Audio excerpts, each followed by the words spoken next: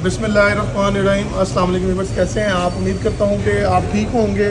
लाखों रुपए का आपने सोलर सिस्टम लगवा लिया और आपके सोलर सिस्टम लगवाने के बाद जो सबसे बड़ी गलती की जा सकती है, जिसकी वजह से आपको काफ़ी बड़ी नुकसान हो सकता है। देखिए, अक्सर लोग सोलर सिस्टम लगवा लेते हैं। क्लाइंट जब हमसे रब्ता करते हैं सोलर एस्टीमेट के लिए, जब हम उन्हें एस्टीमेट बना के देते हैं तो उन्हें हमारा एस्टीमेट महंगा लगता है। उस महंगे होने की कुछ वजूहत होती हैं, क्योंकि जो सिस्टम के सोलर सिस्टम के जो स्टैंडर्ड होते हैं, जो SOPs होते हैं, जो इंटरनेशनल पैरामीटर्स होते हैं, हम उन पैरामीटर्स को फॉलो अप करते हैं। तो अगर आप अपने सिस्टम्स के साथ जो सबसे ज़रूरी चीज़ है हम जिस पर बात करने जा रहे हैं, अर्थिंग के हवाले से, तो अर्थिंग अगर हम सिस्टम के साथ नहीं करवाते तो कल को अगर आपका हाइब्रिड इन्वर्टर या ऑन ग्रिड इन्वर्टर के अंदर किसी किस्म का कोई इशू आता है तो कंपनी आपको क्लेम नहीं करेगी। चाहे उस इन्वर्टर की वारंटी 1 साल की है, चाहे उस इन्वर्टर की वारंटी 5 साल की है, चाहे उस इन्वर्टर की वारंटी 10 साल की है। होता क्या है कि जब with the passage of time आपके इन्वर्टर में कोई मसला मसाइल आता है तो इन्वर्टर अगर आपका ब्लास्ट हो जाए या आपके इन्वर्टर के अंदर कोई अलार्म आ जाए जो कि इंजीनियर से ठीक नहीं होता, और इन्वर्टर को अगर टेक्निकली जो है लैब में भेजना पड़े तो लैब्स वालों की कुछ रिक्वायरमेंट्स होती है, कुछ SOPs होते हैं।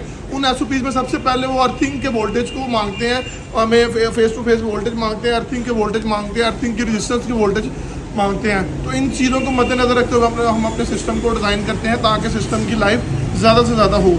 तो बेसिकली अगर बात करें तो यहाँ पे जो है अर्थिंग के हवाले से हम डिस्कस करेंगे। अर्थिंग बेसिकली सिस्टम की जान होती है, सिस्टम का दिल होता है। बहुत से लोग इन चीज़ों को इग्नोर कर देते हैं, क्योंकि अगर अर्थिंग नहीं की जाएगी तो कल को खुदा न खास्ता अगर हैवी वोल्टेज का सर जाता है या वाटर साइड से सर जाता है या आसमानी बिजली का सर जाता है तो वो आपके लाखों रुपए के सिस्टम को नुकसान कर सकता है। तो थोड़ी सी कॉस्ट को बचाने के चक्करों में आप अपना इतना बड़ा भारी नुकसान करवा लेते हैं। तो लिहाजा जब भी आप सिस्टम लगवाएं, सिस्टम के अंदर बेसिकली 3 टाइप्स की अर्थिंग होती हैं।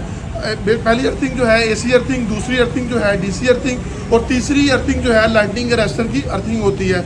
नॉर्मली होता क्या, जब हम नए घरों में काम करते हैं तो वहाँ पे ऑलरेडी पहले ही एक AC का बोर हुआ होता है। तो अगर आपके किसी घर में AC का बोर पहले से हुआ हो तो वहाँ पे फिर हमें AC बोर नहीं करते, वहाँ पे हम एक DC बोर करते हैं, साथ में लाइटनिंग अरेस्टर का बोर करते हैं।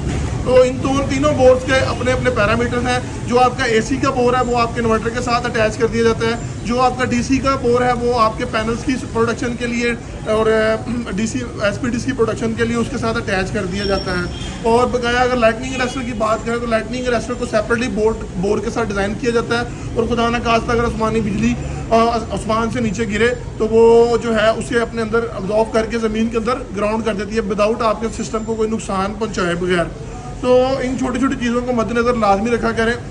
देखिए, अर्थिंग जो है, अर्थिंग में सबसे ज़रूरी चीज़ है। लोग आजकल पाकिस्तान में क्या कर रहे हैं, मिट्टी का 3-4 फुट का टोया बनाया, उसके अंदर रस्सा डाल दिया, चलो जी बोर हो गया। तो बोर ऐसे नहीं होता। बोर के जो स्टैंडर्ड है उसी के मुताबिक आपको काम करना चाहिए। हमारे